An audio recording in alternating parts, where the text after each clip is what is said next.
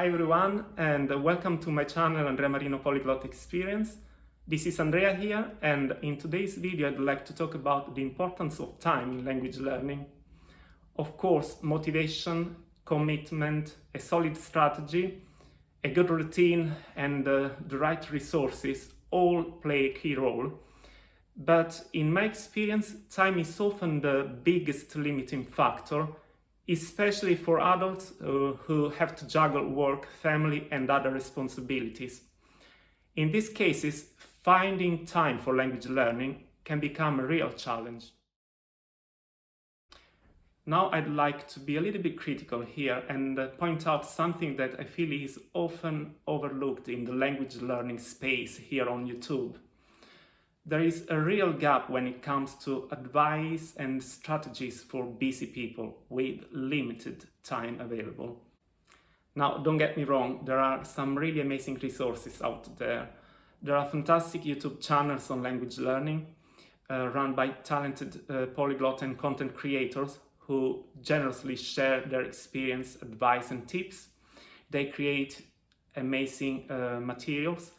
They talk about effective methods, useful techniques, recommend apps and tools, and offer plenty of motivation. But here's the thing, most of this content seems to be geared towards people who have a lot of free time to dedicate to language learning. And that's not the reality for many of us. If you're working full-time, raising a family, or managing a busy life, it's much harder to apply those same routines and expectations. As an adult who's been passionate about language learning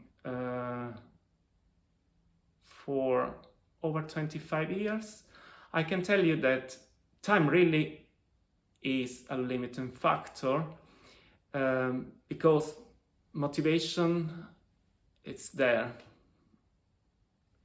Techniques, of course, methods and techniques I've improved over time, but time, I cannot do anything about time. We have 24 hours in a day. I cannot extend the time frame. Time really is a limiting factor. It hasn't always been this way.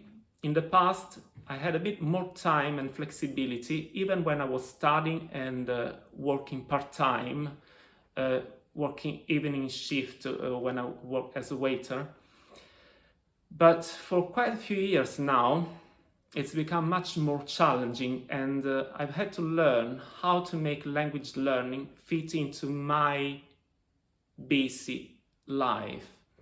Still, I've never given up. I've always tried to protect a little bit of time, ideally every day, to keep my routine going and to keep momentum. That's essentially what keeps me moving forward. Now, do I have 3-4 hours a day to dedicate to language learning? Definitely not. And believe me, that would be a dream, but I do try to use my time wisely. And this is where things get a little bit more practical, so I'd like to share a few tips with you. First of all, when it comes to language learning and you have limited time, you need to make time. I once heard someone say, if you really want to do something, you'll make time for it. And even though that might sound like a contradiction to what I said earlier, there's actually a lot of truth in that statement. What I mean is that we need, first of all, the motivation to start. We need to overcome procrastination and just bite the bullet. One of the biggest traps is distraction, especially social media. Instead of scrolling aimlessly, why not use the time for something more meaningful, something that moves you closer to your goals? Now the key is to figure out what works best for you. Everyone learns differently and everyone's schedule is different. Personally, I try to block out small chunks of time whenever I can. Any gaps in my schedule. I aim to be realistic about what I can do, but I'm also flexible. I don't always manage to study at the same time every day, so I play around with it. what really matters is that you need to fill those available gaps, no matter how small. Of course, you need to get distracted. Rest is essential too, and you need time to switch off. But that's why it's important to find the moments where you're more likely to stay focused and use the time available productively. Now, everything I've said so far applies particularly well to the language skills that require your full, undivided attention. Skills like reading, writing, and speaking, and I'll come back to those in a moment. What I want to highlight here is that you absolutely need to protect some chunks of time in your schedule if you want to work effectively on these skills. But on the other hand, if your daily routine includes moments where you're busy with repetitive or boring tasks, things like cleaning, cooking, or doing house chores, if you're commuting to work, if you're driving, all these are perfect opportunities for listening. Listening to a podcast, watching a YouTube video, watching a series on Netflix in your target language, or even just having some background audio while you're doing something else is a great way to immerse yourself in the language without needing to carve out extra time. Now, when it comes to integrating all these skills, one approach I find extremely useful is language exchange.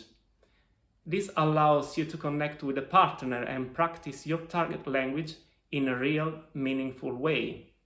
You can have a proper conversation, exchange messages, and engage in language use that's both practical and enjoyable, and you make new friends. It also pushes you out of your comfort zone, which is a key part of progress.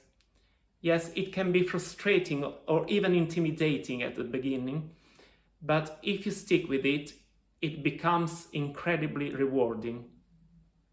Now, I won't go into too much detail here because I'm planning a whole separate video on language exchange, where I'll share my personal experience and delve a bit deeper into how it works and how to make the most of it.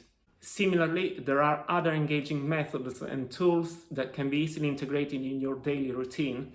One of these is ChatGPT, which I personally find to be a powerful and highly customizable tool for language learning. I have to say, it's still quite underrated among language learners. You can use it in so many different ways, from practicing conversations and getting corrections to creating content and much, much more.